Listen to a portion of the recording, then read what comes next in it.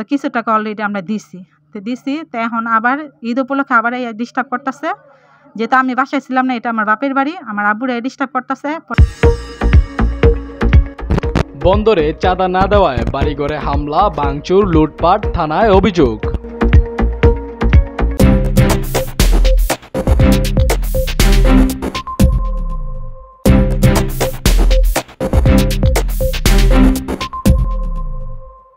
নারায়ণগঞ্জের বন্দরে চাঁদা না দেওয়ায় বাড়িঘরে হামলা চালিয়ে ভাঙচুর ও লুটপাট করার অভিযোগ পাওয়া গেছে।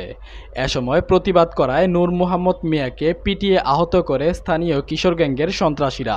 মঙ্গলবার 25 মার্চ বিকেলে বন্দর উপজেলার চরঘারমুড়া এলাকায় এ ঘটনা ঘটে। গুরুতর আহত নূর মোহাম্মদ মিয়াকে উদ্ধার করে নারায়ণগঞ্জ 300 শয্যা বিশিষ্ট খানপুর হাসপাতালে ভর্তি করা হয়।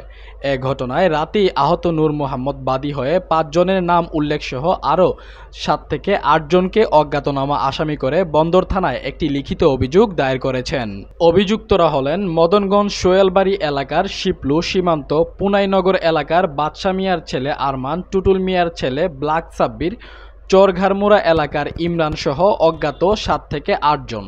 ভুক্তভোগী পরিবার জানান, এলাকায় চিহ্নিত কিশোর গ্যাংয়ের সন্ত্রাসী শিপলু, সীমান্ত, আরমান, ব্লাক সাব্বির ও ইমরানের নেতৃত্বে 7 থেকে 8 জনের এক দল সন্ত্রাসী বিগত 15 দিন পূর্বে আমাদের হুঁশিয়ারি ব্যবসা প্রতিষ্ঠান থেকে 3 লাখ টাকা চাঁদা দাবি করে আসছে।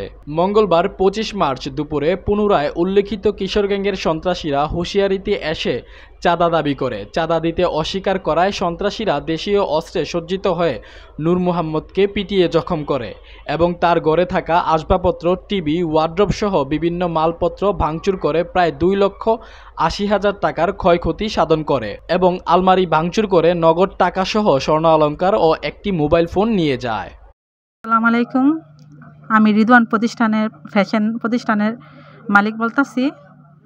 তো আমার কিছুদিন আগে আমার বাসার মধ্যে কিছু কিশোর গ্যাং, তো ওরা আইসা কিছু টাকা চাঁদা দাবি করছিল আমার প্রতিষ্ঠানের উদ্দেশ্যে আর কি। আমার ছোট একটা প্রতিষ্ঠান আছে, ব্যবসা আছে, এই হুঁশিয়ারি ব্যবসা।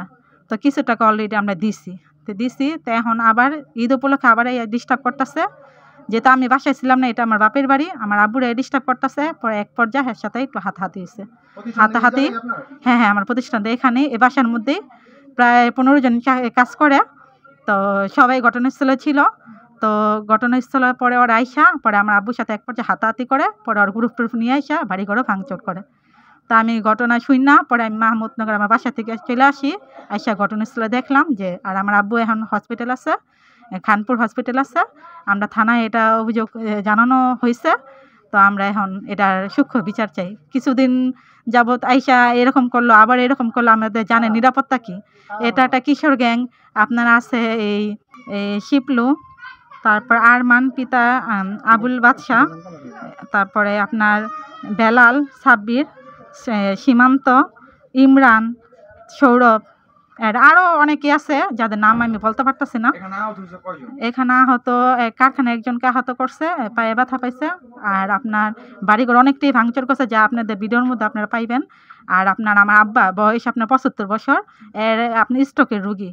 বর্তমানে ট্রিটমেন্ট আছে, রক্ত বরঞ্চ আমরা ঈদ প্রথম রোজা 2 ব্যাগ রক্ত দিয়েছি, আবার সামনে ঈদের পর আরেক ব্যাগ রক্ত দিব। ট্রিটমেন্টে চলতেছে, ম্যাজিস্ট্রেট ট্রিটমেন্টে চলতেছে। ওনারা আহত করছে, উনি এখন খানপুর হসপিটাল আছে। এখন আমরা দাবি, আমার বর্তমানে আমার গার্জেন বলতে আমার আব্বা, আমার একটা ভাই থাকে এই বাসায়। এর মধ্যে আমার আর কোনো পুরুষ পোলা নেই। এত বড় বাড়ির মধ্যে এরা 2 জনে থাকে, 2টা মহিলা থাকে। আমি তো থাকি আমার শ্বশুর বাড়িতে। এদের জানে নিরাপত্তা কি? এরা যে এখানে থাকবে, এরা কি বাড়িঘর ছেড়ে রেখে চলে যাব? এদের কি এই যে সুযোগ দিব? এদের কি প্রশ্রয় দিব? আমরা কি কোনো বিচার পাবো না? সূক্ষ্ম বিচার পাবো না?